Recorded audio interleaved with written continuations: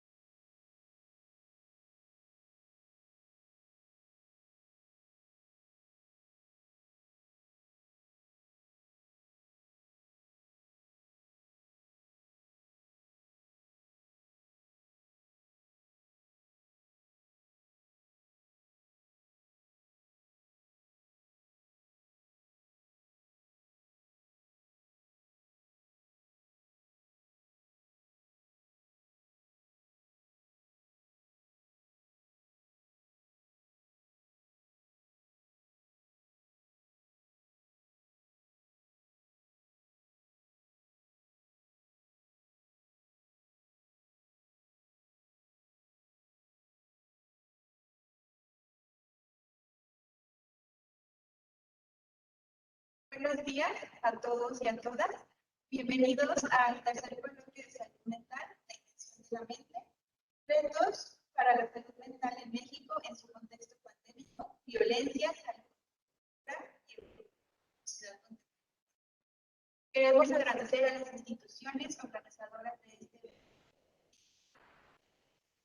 al Sindicato Nacional de Trabajo, a la Educación de la Sección 60, a la Invención de la Mente ACEL, por hacer posible el presente evento. También queremos agradecer a la Universidad de Guanajuato por aceptar ser la institución invitada al coloquio y sobre todo al profesor, al director del Centro de Estudios Científicos y Tecnológicos, Benito Juárez, el ingeniero Joaquín Rafael Buendía Santos por haber permitido albergar dicho evento en las instalaciones que dignamente.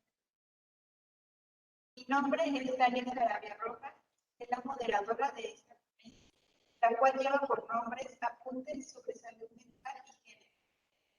A continuación, daré pie a leer la semblanza con la doctora Brenda Magali Gómez Cruz.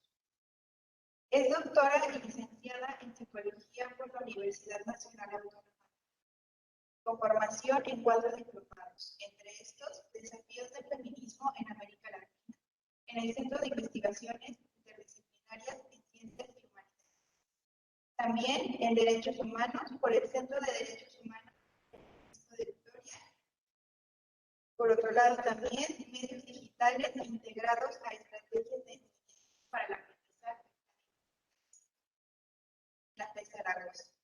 Y prevención de la violencia de instituciones de educación superior por el Centro de Políticas de Género para la Igualdad entre por la Universidad Autónoma de México.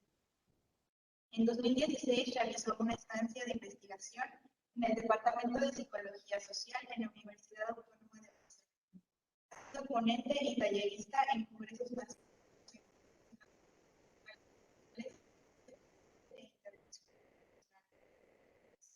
También ha publicado y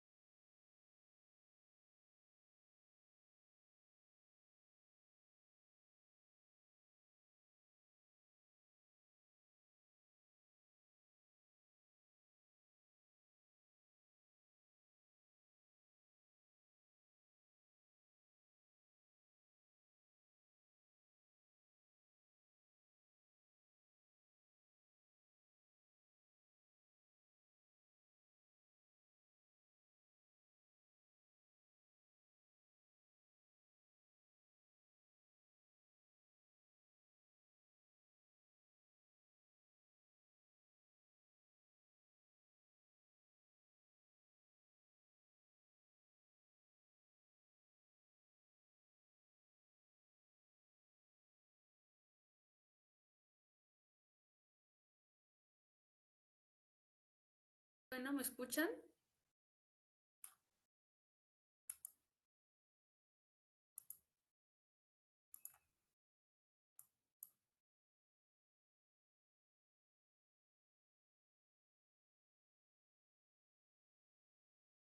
No sé si ya podría iniciar.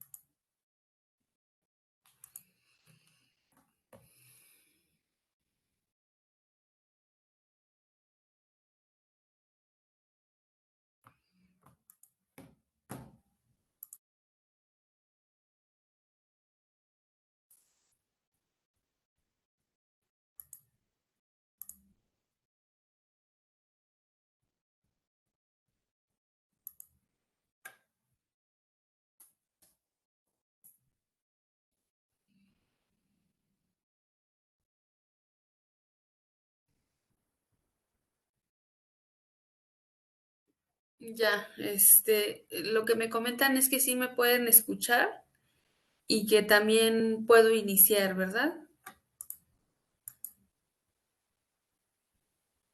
Bueno, pues no sé si por ahí de pronto me dejaran de escuchar, les agradecería mucho que me avisen para poder ver, ¿no? Qué es lo que está sucediendo. Ya sabemos que de pronto son situaciones que se presentan en estas ponencias en línea o las clases en línea, de pronto son situaciones con las que tenemos que lidiar un poco. Entonces, por favor, les pido me avisen y bueno, les agradezco mucho la invitación a este espacio y bueno, la invitación también a establecer un diálogo a partir de algunos de los elementos que aquí iré desarrollando en la sesión. Entonces, bueno, voy a compartir pantalla para ir desarrollando algunos de los aspectos que me gustaría que fuéramos retomando a lo largo de esta exposición. Sí pueden ver la exposición, la presentación, ¿verdad?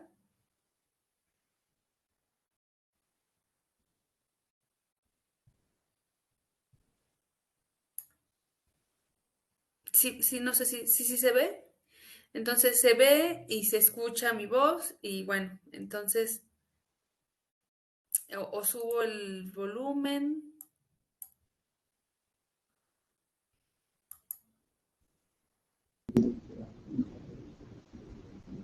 Se escucha bien. Entonces, bueno, pues vamos a iniciar. Vamos un poquito a destiempo, pero trataré de ser breve para retomar todos los elementos que me gustaría que abordemos. La exposición la titulé Apuntes sobre salud mental y género porque serán algunos aspectos los que iremos abordando para comprender el tema de la salud mental, pero desde un punto particular que sería desde la perspectiva de género. Para eso, bueno, tendríamos que comprender primero a qué nos referimos con género, a qué nos referimos con la salud mental desde este lugar de la perspectiva de género y algunos aspectos que serían importantes a considerar. En primer lugar, habría que decir que el género es aquella construcción social que se elabora a partir de las diferencias anatómicas entre hombres y mujeres, fisiológicas entre hombres y mujeres. Esa construcción social es binaria, nos construye en dos, pero además es jerárquica. en el sentido de que esa construcción que se traduce en un conjunto de prácticas, creencias con respecto a lo que es ser hombre, mujer, representaciones, mandatos de género e incluso prohibiciones, ¿no? De los espacios que podemos habitar, cuáles no, en qué horarios, ¿no? Ustedes lo pueden notar en algunas noticias cuando algunas mujeres son víctimas de violencia. Si tomamos pulso social, a lo que se comenta es, ¿pero qué hacía en la noche en la calle? ¿No? Entonces, ahí vemos este tema de las prohibiciones de género. Y bueno, lo que ya les mencionaba, el tema es que no solo se construye de manera binaria y dicotómica, sino que hay una jerarquización que se realiza en esta construcción de género a partir del sexo, que decíamos son estos elementos biológicos que incluyen las hormonas, los cromosomas, los órganos sexuales, pero que básicamente son las diferencias anatómicas. El género es una construcción cultural e histórica, es decir, cambia de acuerdo al momento y a la cultura en las que nos ubicamos. En nuestra cultura, por ejemplo, podemos ver que hay mandatos de género con respecto a la apariencia de las mujeres, cómo tendríamos que lucir, el tema de la belleza, a diferencia de los hombres, ¿no? En donde además pues hay también una penalización social, ¿no? Cuando se considera que están siendo princesos o que están siendo metrosexuales o una serie de categorías que se colocan a aquellos hombres que ponen atención a su apariencia. También vemos que hay en esta construcción de género una asignación de lo que llamamos en los estudios de género de la división sexual del trabajo, ¿no? De los espacios que se asignan a las mujeres, ¿no? Que se entienden más espacios privados y a los hombres espacios públicos. Y que bueno, esta concepción de género también se traduce o se refleja en el ámbito académico, cuando miramos la segregación que hay por áreas en las carreras, por ejemplo, pues ahí también vemos cómo se refleja esa división sexual del trabajo. Decíamos, el género cambia de acuerdo a la cultura, al momento histórico, lo que en otras épocas era mal visto, por ejemplo, que las mujeres emplearan pantalón, en esta cultura pues está mucho más normalizado, por decirlo de alguna manera, mientras en algunas culturas, por ejemplo, se asocia la capacidad de tejer, ¿no? Por ejemplo, como en Perú, en una comunidad cerca del lago Titicaca, se asocia esta habilidad del tejido a los hombres. Y bueno, en nuestra cultura podemos pensar que es una habilidad que corresponde más o que se espera más que desarrollen las mujeres. Esta categoría que estoy desarrollando de género, pues habla de la perspectiva de género, ¿no?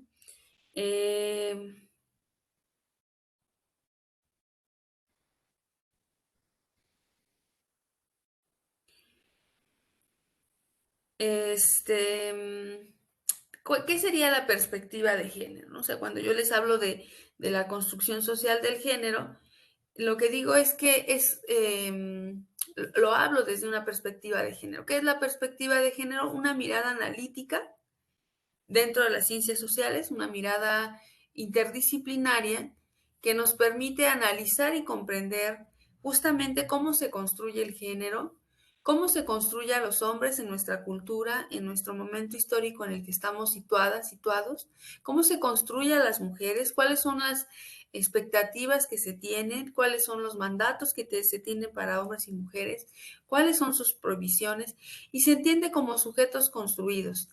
Esta perspectiva toma distancia con nociones esencialistas, ¿no? De que las mujeres somos por naturaleza cuidadoras o que por naturaleza somos tiernas, que los hombres por naturaleza son violentos, o sea, desnaturalizamos eso y decimos, no, hay una construcción social que nos lleva a relacionarnos y a tener ciertas prácticas a partir de ese proceso de socialización.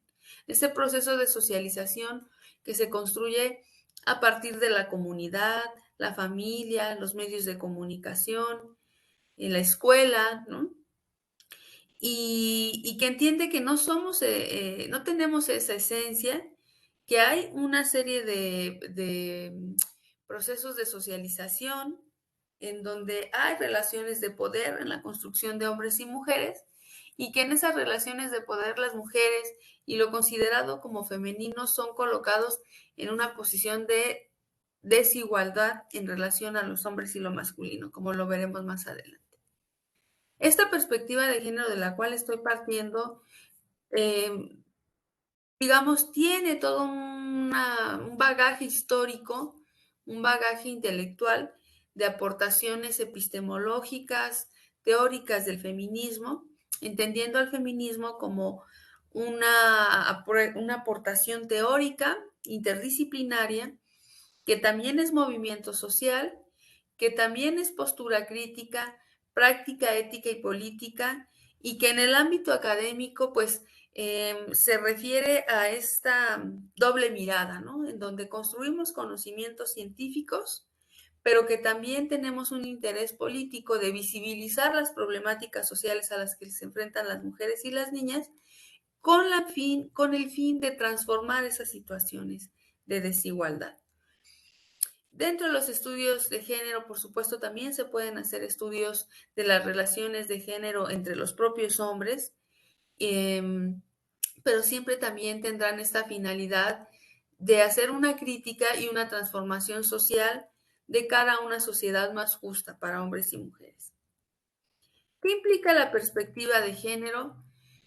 Como ya les decía, entender el género como una categoría analítica y explicativa clave de las relaciones sociales. También implica poner atención a las similitudes, a las diferencias en las experiencias, las expectativas, los intereses, las prácticas de hombres y mujeres. También implica identificar las causas y las consecuencias de la desigualdad de género para poder combatir estas desigualdades.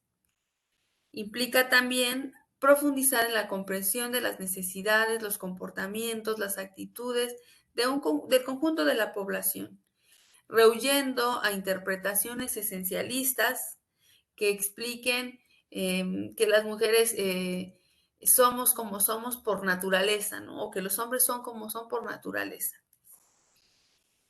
En el campo, concretamente, de la psicología y de la salud mental, los estudios de género nos permiten profundizar sobre qué estamos entendiendo por salud mental. Y sobre todo, pues incorporando esta perspectiva de género, que no hable en neutro sobre salud mental, sino que considere las particularidades de las mujeres y de los hombres. Si miramos la definición de la OMS sobre salud, se habla de que es un estado completo de bienestar físico, mental y social, y no solamente la ausencia de afecciones o enfermedades. Me parece importante mirar esta definición porque no podemos hablar de salud mental sin considerar la salud en su completud de bienestar físico y social. Me parece que en la psicología podemos recurrir a ese sesgo de psicologizar y de enfocarnos únicamente en procesos cognitivos, en procesos individuales y dejar un poco de lado que la salud mental se construye también en interacción con lo social y con nuestro equilibrio también físico. Si nos vamos a la definición de salud mental de la OMS, dirá que es un estado de bienestar por el medio del cual los individuos reconocen habilidades, son capaces de hacer frente al estrés normal de la vida, trabajar de forma productiva y fructífera, contribuyendo a sus comunidades. Salud mental se refiere también a la posibilidad de acrecentar la competencia de los individuos y comunidades, permitiéndoles alcanzar sus propios objetivos. Esta definición de salud mental alude, si nos damos cuenta, a lo social, a nuestra capacidad de interactuar con nuestras comunidades, nuestras capacidades de hacer frente a las problemáticas que se nos presentan en la vida cotidiana, como el estrés. Y entonces ahí reafirmo esto que vengo planteando con respecto a que la salud mental va ligada a lo social. No podemos hablar de salud mental sin considerar el contexto urbanístico en el que nos desarrollamos. No podemos hablar de salud mental sin considerar el tema de la igualdad de oportunidades laborales, educativas, sociales. No puedo hablar de salud mental sin considerar el tema de la desigualdad económica, de la desigualdad educativa, e incluso no podemos hablar de salud mental sin considerar la alimentación. Ustedes saben, cuando no nos estamos alimentando bien, tampoco estamos, digamos, nuestros procesos cognitivos tampoco están funcionando como esperaríamos que funcionaran, a diferencia de cuando estamos bien hidratadas, bien hidratados, bien alimentadas y alimentados.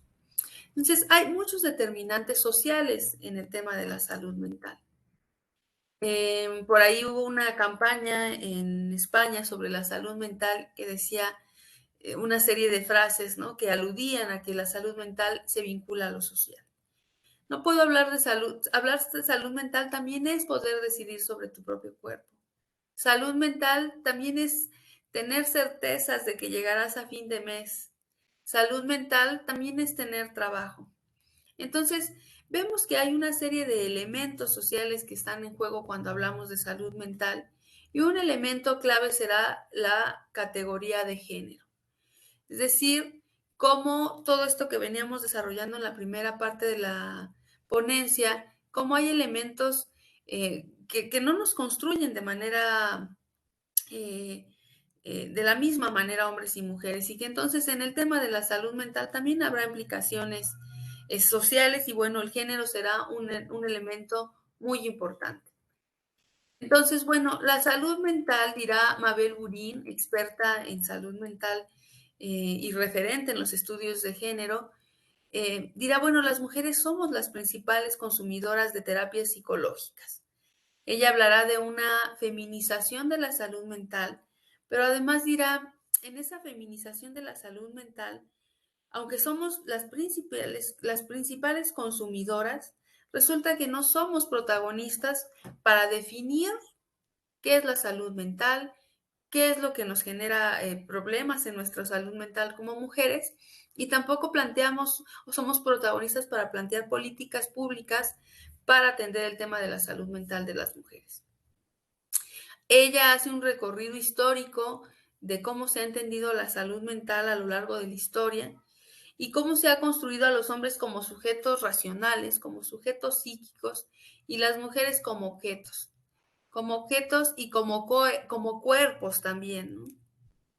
Entonces dirá ella, al hacer este recorrido histórico de nuestra salud mental, será importante reconocer el proceso histórico por el que pasamos en el siglo XVII, cuando se generan los primeros hospitales, cuando además la locura se empieza a asociar a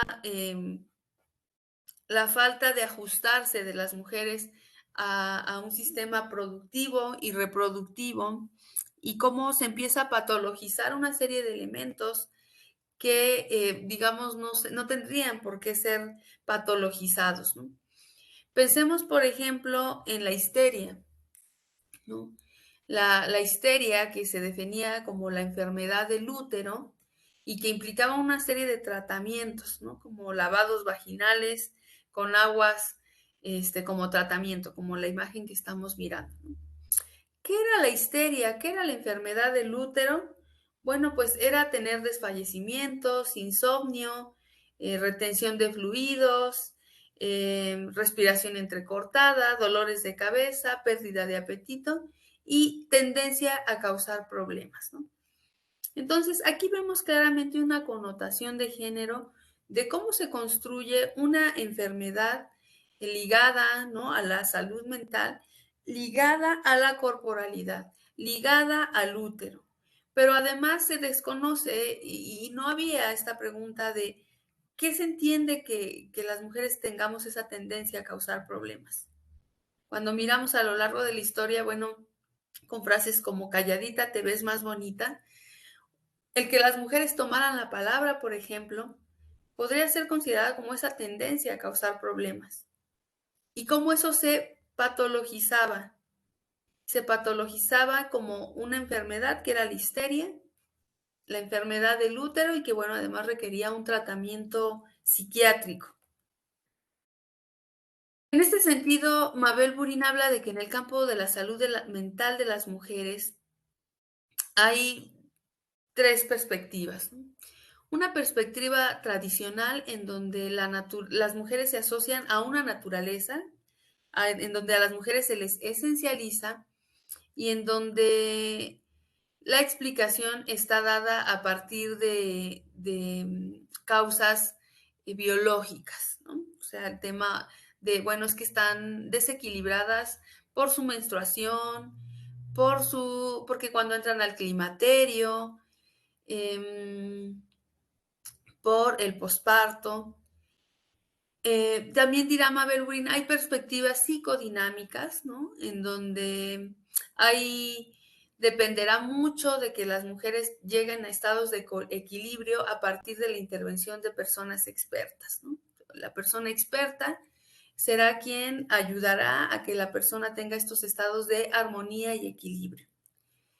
Y hay una tercera concepción, una concepción participativa, que es a la que apuntala Mabel Burin, a entender a las mujeres como sujetos sociales activos y que las intervenciones son a partir de sus protagonistas, de las mujeres. Voy a compartir un video, no sé aquí o espero que no haya dificultades con el audio. Y bueno, si no se escucha, por favor, avísenme para poder quitarlo. Es una nota periodística en donde podemos ver que hay un tipo de perspectiva sobre la salud mental de las mujeres y bueno, lo voy a proyectar. Por favor, si no se escucha, me avisan para poderlo quitar.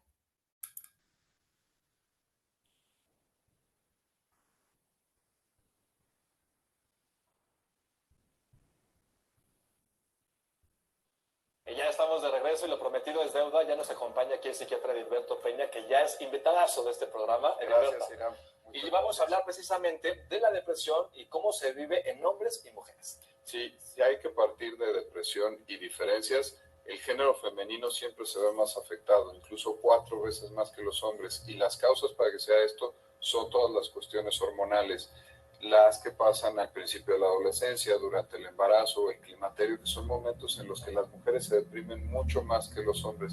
Pero hay diferencias en la vivencia de la depresión. Yo he visto, quizá en el número de personas, yo creo que es mucho mayor en las mujeres que en los hombres, pero la manera de llevar la depresión creo que es mucho más dramática en los hombres. La verdad es que las mujeres son mucho más aguantadoras. Absolutamente, de hecho, las mujeres se intentan suicidar 4 veces más que los hombres, pero los hombres logramos el suicidio 4 veces más que las mujeres. Okay. La depresión en los hombres es más sólida, es acompañada de insomnio, un insomnio importante, de alteraciones de malestar físico y sobre todo una irritabilidad y una vivencia de poco disfrute con la vida, que eso es lo que hace esto que tú comentabas hace un momento. En las mujeres se va más hacia el lado de la tristeza, de la baja autoestima, de sentirse mal con el cuerpo, de alteraciones en el apetito y sobre todo lo que dicen un poquito los estudios de investigación, al lado de la culpa. Las mujeres empiezan a sentir que hacen todo mal, que se revisan si lo que hicieron de veras lo dijeron como debería haber sido o lo dijeron mal. Entonces, esas diferencias y esas vivencias hacen que haya consecuencias en los intentos de suicidio, en la oferta de tratamientos, porque esta depresión es un poquito más enmascarada en los hombres. Bueno, lo dejo hasta acá.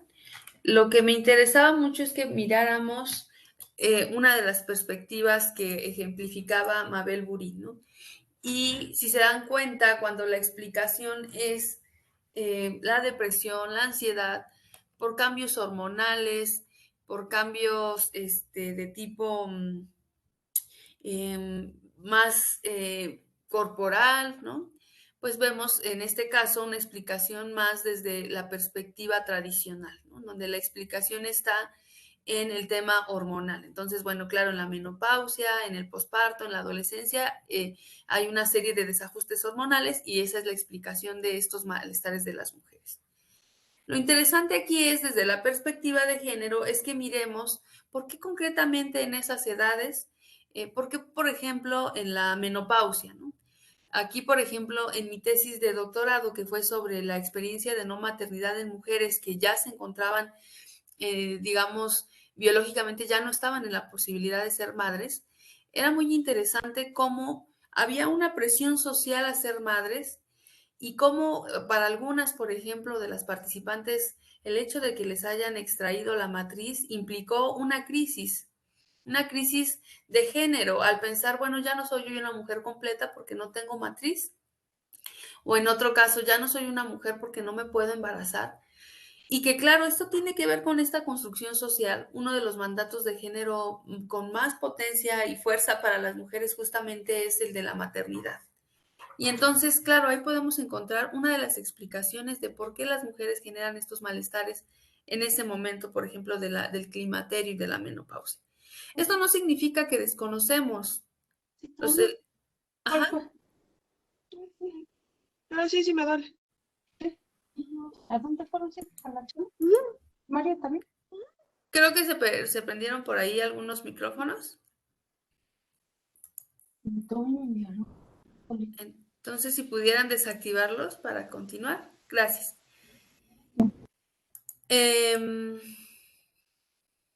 Entonces, bueno, no estamos desconociendo que hay un componente biológico que nos atraviesa como mujeres, como hombres. Sin embargo, el tema aquí con esta perspectiva más tradicional es que le damos un papel preponderante y desconocemos todos los elementos sociales y culturales.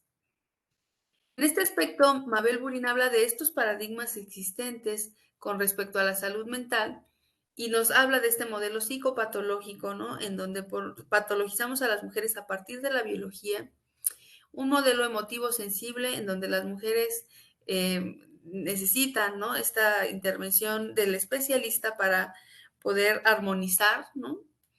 Y propone ella una explicación que nombra el modelo tensional conflictivo. Entonces hablará de que las mujeres padecen estados de malestar que favorecen a la sensación de tensión y conflicto, y que en este sentido, bueno, vemos que hay una serie de condiciones sociales opresivas que generan en las mujeres malestares.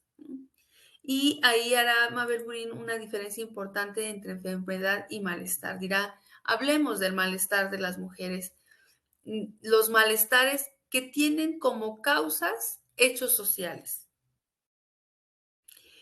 Al hablar de malestares es importante analizar el efecto de los diagnósticos, identificar y transformar las condiciones sociales de opresión que están generando en las mujeres malestares, ¿sí? Y que derivan de estos mandatos de géneros para las mujeres que ya veíamos, ¿no? Esta construcción de lo que Marcela Lagarde le llama ser construida como seres para los otros, para cuidar a los otros, para ser tiernas y delicadas con los otros, para generar trabajo doméstico y trabajo remunerado para los otros. Todo eso cómo va enfermando a las mujeres. Y bueno, además si hablamos, por ejemplo, del trabajo doméstico que no es remunerado y que además equivale al 23% del Producto Interno Bruto de nuestro país, datos de INEGI del 2017, pues vemos ahí un indicador en el malestar de las mujeres, ¿no? En las que se dedican al trabajo doméstico, el que es un trabajo que no es remunerado, que no es valorado socialmente, que se da por hecho que las mujeres lo tienen que hacer. Y por el otro lado, aquellas mujeres que llevan a cabo una doble o triple jornada, ¿no? Y los malestares que se generan justamente con la sensación de culpa, de no lo hago bien, ¿no? No equilibro bien este malabar de hacer trabajo remunerado, pero además también hacer trabajo doméstico y además hacer trabajo de cuidado de niñas, niños, personas enfermas, personas adultas mayores, ¿no? Entonces, ese trabajo de cuidados, por supuesto que es un ejemplo, ¿no?, de los malestares que pueden generar las mujeres a partir de estas condiciones sociales. ¿Qué tendríamos que incluir cuando hablamos de la salud mental de las mujeres? Un análisis crítico de lo que se ha dicho tradicionalmente con respecto a la sexualidad, con respecto a su cuerpo, con respecto a la maternidad, con respecto a cómo equilibran el trabajo. una revisión de las prácticas sociales que repercuten en la salud mental de las mujeres y hacer una relectura también de estos diagnósticos como la depresión, la ansiedad, pero a la luz de las relaciones de poder que se construyen entre hombres y mujeres. La salud mental de las mujeres no es un tema individual, no está también situado cultural, social, históricamente. El sistema económico, como ya decíamos, y con muchos otros determinantes sociales, nos enferma, nos genera malestares que es importante que atendamos, ¿no? Desde la colectividad y no solamente se va a resolver como desde el ámbito terapéutico y desde la individualidad. Claro que es un elemento importante, pero que es importante también realizar una intervención social. ¿Por qué? Porque la salud mental también es relacional, también es producto de las interacciones. En el caso de los hombres, también hay una serie de mandatos de género en la construcción de la masculinidad que impactan también en su salud, ¿no? El hecho de la construcción de una masculinidad hegemónica como un ideal que tendrían que alcanzar los hombres y que es un ideal porque muy pocos hombres se ajustan a esa masculinidad hegemónica, pero que al final se impactan, ¿no? Por ejemplo, en que los hombres veamos que esto que decíamos, ¿no? Que se suicidan más, que tienen más accidentes automovilísticos, que no acuden a atención psicológica ni de atención física hasta que se encuentran en estados pues graves de alguna enfermedad o de alguna condición, porque el hacerlo en un momento temprano puede ser vinculado a vulnerabilidad. Y esto pues, digamos, se contrapone a estos mandatos de la masculinidad hegemónica. Esa masculinidad hegemónica, pues también hay aquí Rowling Connell hace una clasificación de las masculinidades y habla de la masculinidad subordinada, ¿no? Por ejemplo, los hombres homosexuales, a las situaciones a las que se enfrentan a no ajustarse a la masculinidad hegemónica, la masculinidad marginada, que tiene que ver con las relaciones raciales, ¿no? ¿Qué pasa cuando un hombre claro, no es lo mismo ser un hombre citadino que un hombre indígena, ¿no? Y que ahí eso también influye en la construcción de la masculinidad. Y bueno, Connell finalmente habla de una masculinidad cómplice, ¿no? Dirá Connell, muy pocos hombres se ajustan a la masculinidad hegemónica, sin embargo, se benefician de esa masculinidad hegemónica en lo que le llama los dividendos del patriarcado. Entonces, bueno, también en el caso de los hombres, esta búsqueda de ajustarse a esa masculinidad hegemónica también tiene implicaciones en su salud mental, ¿no? Y por supuesto también en la salud mental de las personas con las que se relacionan. Entonces, bueno, ya nada más para cerrar, a modo de conclusión, hablaría de la relevancia de desarrollar o mirar la salud mental desde un enfoque psicosocial en el que también pudiéramos incorporar la perspectiva de género y en el que pues evitemos disociar la salud mental de la física y entenderla como un todo, en el que evitemos psicologizar, ¿no? Y individualizar problemas que tienen que ver con la interacción social, la manera en que nos estamos relacionando entre los géneros y que consideremos los contextos con los que estamos, en los que estamos situadas y con las personas con las que trabajamos en el ámbito terapéutico o comunitario, que consideremos los contextos económicos, políticos y sociales, ¿no? Por ejemplo, ahorita con la pandemia, ¿no? Hay un contexto muy particular y entonces cuando hablamos de que, claro, se dispararon los niveles de ansiedad, habría que ahí considerar que hay un tema político, social, que es la pandemia, y además incorporar esta perspectiva de género, ¿no? De cómo lo están llevando las mujeres. Por ejemplo, esto de que las niñas, los niños dejaran de ir a la escuela, ¿no? Y las mujeres tuvieran que hacer todavía este trabajo de el acompañamiento educativo de sus hijas y sus hijos, pues también tenía implicaciones en su salud mental, ¿no? Un elemento más adicional a lo que ya venían ellas llevando. Considerar que la salud mental es relacional, considerar las relaciones de género, considerarnos como sujetos sociales integrales en lo físico, lo social y lo mental, entender la salud mental también como un tema de derecho humano, derecho humano a la salud mental. Y finalmente, pues que como especialistas de la salud mental, sí tenemos ahí una serie de saberes que abonan a la construcción de la salud mental, pero que es importante que también reconozcamos en las personas, en las mujeres y en los hombres, su capacidad de agencia, de participación y de protagonismo en la construcción de su salud mental.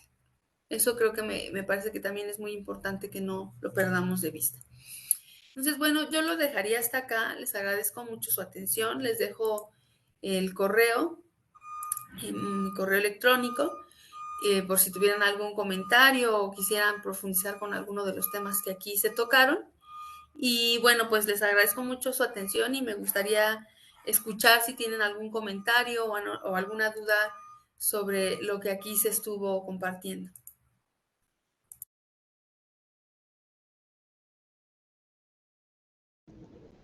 Sí, un tema importante, ¿no? Sobre el cual hay que hablar con más frecuencia. Entonces, pues gracias, doctora, por traernos esta gran exposición, la verdad, muy interesante. No sé si alguno de los asistentes tenga alguna duda o algún comentario más.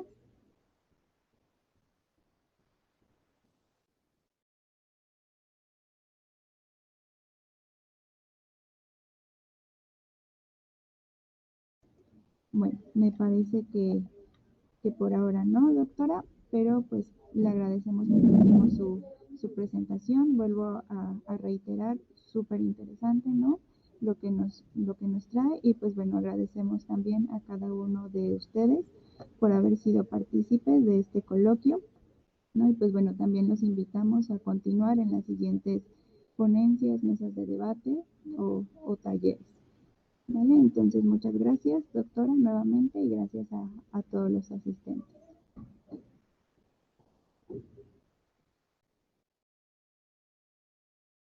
No se escucha. Muchas gracias a ustedes, muchas gracias a todas las personas que están detrás organizando este evento y las personas que, digo, a lo mejor no hubo preguntas porque de pronto fue mucha información, no lo sé, pero bueno, ahí dejé mi correo y si quisieran profundizar con los contenidos, con mucho gusto por ahí podemos seguir estableciendo un diálogo. Muchas gracias.